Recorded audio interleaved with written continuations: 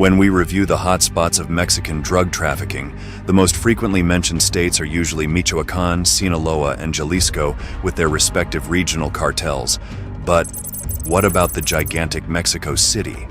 The Aztec capital has had its own bloody history, one in which two apparently opposing criminal fronts came into play, but identical in terms of their brutal methods.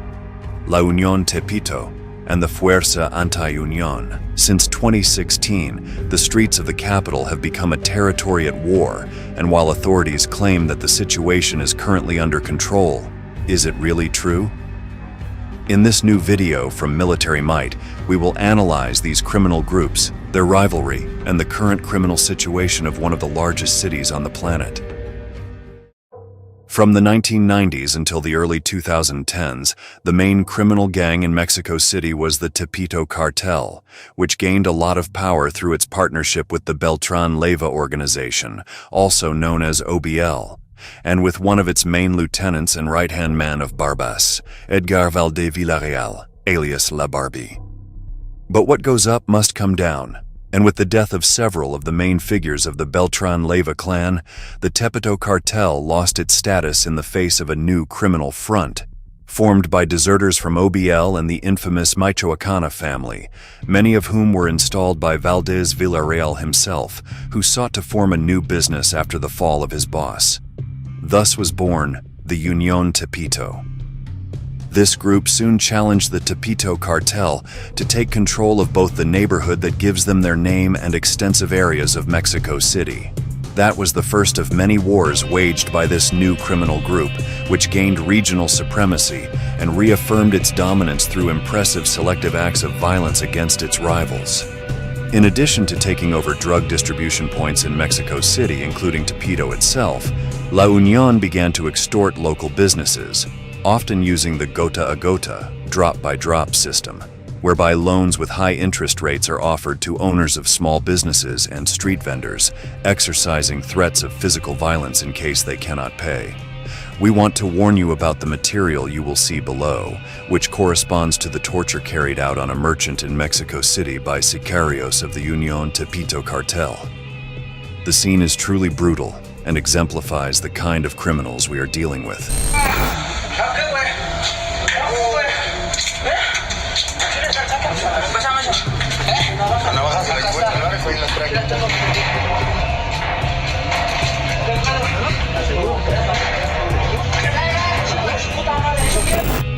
Taking control of the capital's center meant having access not only to businesses and street vendors, but also to some of the largest bars and nightclubs in all of Mexico. Extorting those businesses was particularly profitable, and it allowed drug dealers to operate within them and forcibly recruit employees as drug mules or lookouts. La Unión Tepito also developed links with local police, which gave the group a certain level of impunity and alerted them to actions by the authorities. With so much power, influence, and money at stake, it's no surprise that corpses began to pile up in CDMX. In October 2012, 6 local drug dealers working for the Sinaloa cartel were executed in the middle of the street. Then in May 2013, 12 people were kidnapped in a bar in the Zona Rosa of Mexico City. In both cases, La Unión Tepito was accused. Shocking images like the ones you will see below have become an everyday occurrence in the capital of the Aztec country. En calles de la colonia Guerrero. Esto ocurrió hace 3 días durante la madrugada. La víctima fue identificada como Samuel Delgadillo y la mujer que lo acompañaba es Itatí Maldonado Alba, hija del Betito, presunto líder de la organización criminal La Unión Tepito, actualmente preso en un penal de máxima seguridad. A hitman from La Unión Tepito crosses the street at a trot and then unloads his weapon on a young man of just 17 years old, suspected of collaborating with rival criminal groups. By the time the gang war ended, La Unión was the dominant criminal force in Mexico City. But just as what happened to the extinct and forgotten Tepito cartel, from the very heart of the dominated territory emerged a powerful rival, created specifically to destroy it. Time to meet the Fuerza Anti-Unión, or F.A.U. In 2016, the nemesis group of La Unión Tepito, the Fuerza Anti-Unión, emerged, and their first appearance was a series of social media posts claiming to be a movement seeking vigilante justice to eliminate one of the criminal leaders of the region, El Betito. The genesis of F.A.U. has two theories. One suggests that it is a group of vigilantes created and funded by business owners who were being extorted. A kind of urban version of the peasant self-defense groups that emerged throughout Mexico in the bloodiest points of the war against the narco.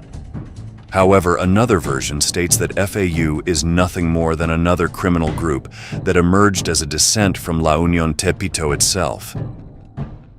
Regardless of which of these stories is true, the only truth is that both fronts acted in very similar ways, employing unscrupulous violence to dispute Mexico City as if it were a territory at war. Since its presentation in 2016, the escalation of violence between both organizations has been steadily rising during 2017 and 2018, resulting in scenes of violence never before seen in the capital of Mexico. On Sunday, June 18, 2018, residents of the Nonoalco Tlatelolco neighborhood found human remains completely mutilated. The pieces of people were scattered all over the asphalt at the intersection of Insurgentes Avenue and Flores Magón. One of the victims was identified as a 42-year-old man with a criminal record for robbery in 2009. It is no surprise that the grotesque souvenir was accompanied by a narco banner with a strong message for one of the supposed vigilantes, Jorge Flores Concha, alias El Tortas. The cleanup has begun, dirtbags, with full support from the Garibaldi police. We are coming for you and for all the rats you recruited with your anti-union. Let the chaos begin, Torta bitch. The urban war was clearly underway. It was later revealed that the attack was the work of Betito's men, then boss of La Unión Tepito. At the same time, their actions had been recorded on video cameras, although that material was never publicly released by the authorities. Due to the constant armed confrontations and the appearance of several members of La Unión Tepito tortured and mutilated, authorities concluded that both groups were of a criminal nature, insisting that the motive for the war was not the security of the Mexican people but the control of drug dealing. Some of the most affected neighborhoods by this war were Alvaro Obregón, Tlalpan, and Cuauhtemoc, where dozens were killed and several homes were destroyed due to the semi-automatic gunfire of the hitmen. One of the most painful losses occurred on September 18, 2019, when a group of armed men belonging to La Unión Tepito indiscriminately fired against people at a food stand in the Doctores neighborhood. The result was 6 people dead and 2 others seriously injured by gunshots. The subsequent investigation led to the arrest of 3 individuals as suspected perpetrators of the multiple homicide. On November 5, 2020, there was a second discovery of corpses in public places. The horror reached unimaginable limits when the remains of 2 minors who had been dismembered were found. Their names were Yair, 12 years old, and Hector Efrain, 14 years old. These children had been missing for over a week. We must warn you that what you will see next is truly unpleasant and could chill your blood.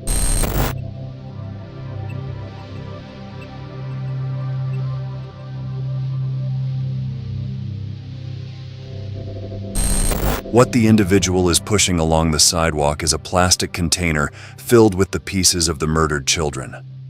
The man transports the load as if it were a common and routine task, something ordinary and not an aberrant and truly unforgivable crime. It was later confirmed that the murder of the children was carried out by La Unión Tepito and was related to drug dealing, suspecting that the minors were part of the cartel's sales network.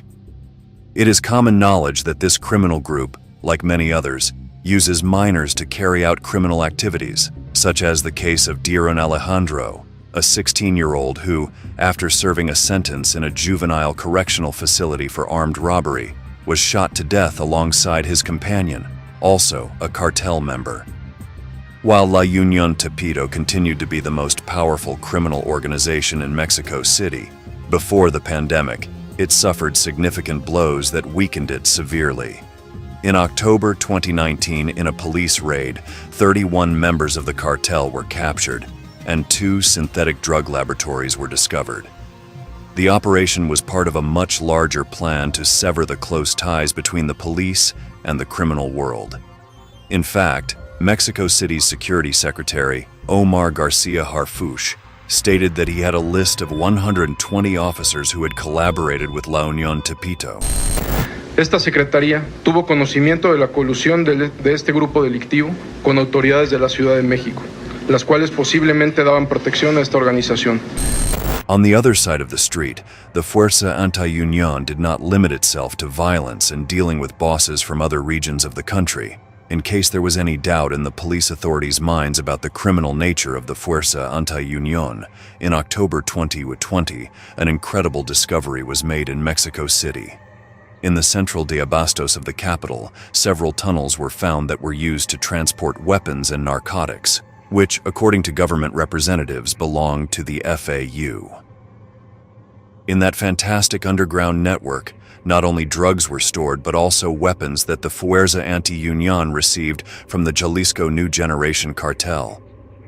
That same month, it was reported that the Menchos criminal front had hired hitmen in Mexico City to eliminate the last leaders of La Unión Tepito in order to dominate the capital of the Aztec territory. The interest of the CJNG in the capital city has waned, as it involves a considerable monetary and human effort, even for one of the most powerful cartels today. Instead, El Mencho chose to form partnerships with former soldiers from Tepito under the name of Nueva Alianza. Nevertheless, both La Unión Tepito and the Fuerza Anti-Unión have been severely weakened by the actions of law enforcement authorities.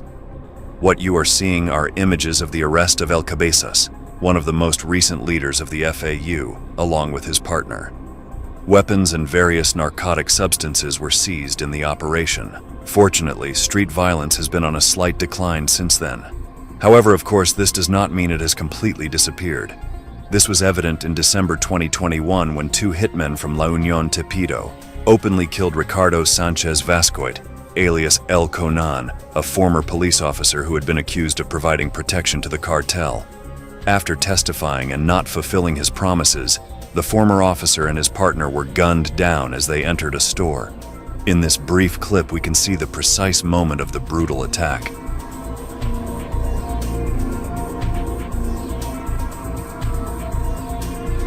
Raids, arrests, and exemplary sentences have diminished the activity of both fronts, to the point that since 2021, Secretary Garcia Harfuch states that they are dismantled cells that do not have the same operational capacity as they did some years ago. However, even if that's the case, the danger of the reorganization of these fronts is a constant, and the wounds left by the war between La Unión Tepito and the F.A.U. in Mexico City are difficult to heal. So we come to the end of the video. If you want to continue delving into these stories about the sordid Mexican criminal world, we invite you to activate notifications and subscribe to our channel.